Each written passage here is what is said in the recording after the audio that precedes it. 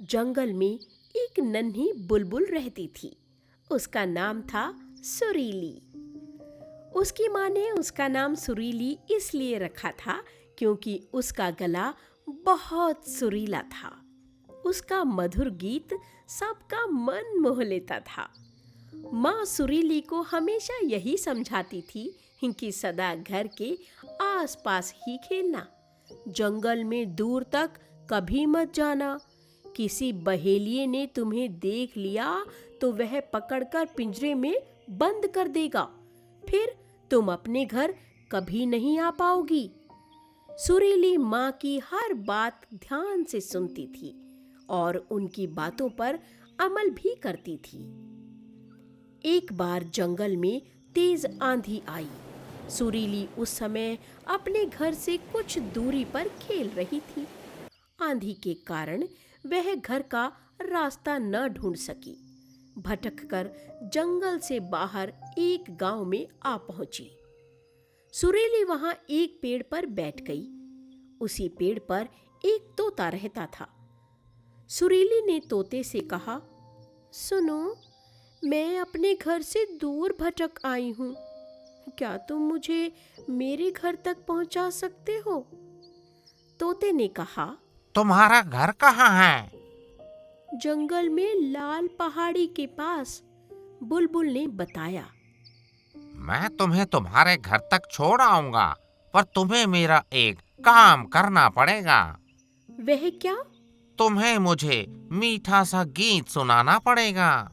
यह क्या बड़ी बात है तोते भैया, गीत सुनना चाहते हो तो सुनो। यह कहकर सुरीली ने गीत गाना शुरू कर दिया। जब सुरीली गीत गा रही थी तभी वहां एक किसान आ गया। वह सुरीली के मधुर गीत को सुनकर प्रसन्न हो गया। उसने सोचा, क्यों न मैं इस बुलबुल को पकड़कर पिंजरे में बंद कर लूं। अगर यह मेरे पास रहेगी तो मैं रोज इसका मीठा गीत सुन सकूंगा। यही सोचकर उसने सुरीली को पकड़ लिया और उसे पिंजरे में बंद करके अपने घर ले आया। तोता चाहकर भी सुरीली की रक्षा नहीं कर सका। घर आकर किसान ने सुरीली से कहा, देखो बुलबुल रानी, अब तुम्हें रोज मेरे लिए गीत गाना पड़ेगा। मस्ती से पिंजरे में रहो, खूब खाओ पियो और मेरे लिए गीत गाओ। पर मैं पिंजरे में रहकर गीत नहीं गा सकती। बंद पिंजरे में मेरा दम घुटता है। तुम मुझे इस पिंजरे से आजाद कर दो। बुलबुल ने कहा। नहीं गा सकती? क्यों नहीं गा सकती? गीत नहीं गाओगी तो मैं तुम्हें बहेलिये को दे दूंगा। किसान ने सुरीली को डराया। किसान की बात सुनकर सुरीली घबरा गई, मगर उसने साहस नहीं छोड़ा। उसने निर्दयी किसान से छुटकारा पाने के लिए एक तरकीब सोची।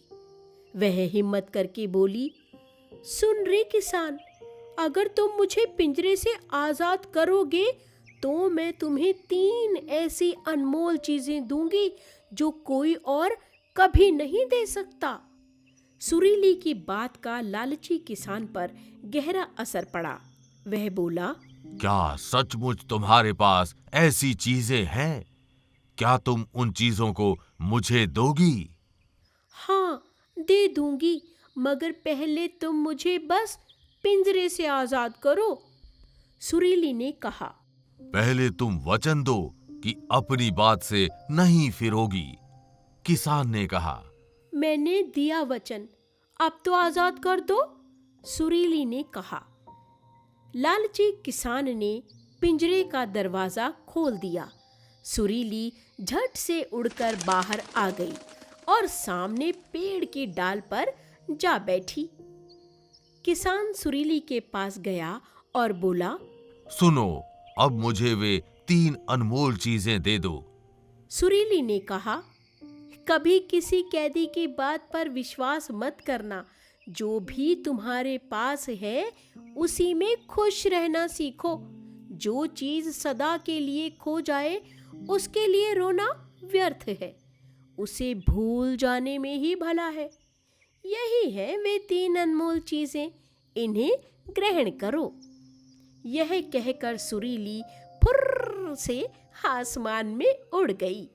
किसान उसे उड़ता हुआ देखता रह गया।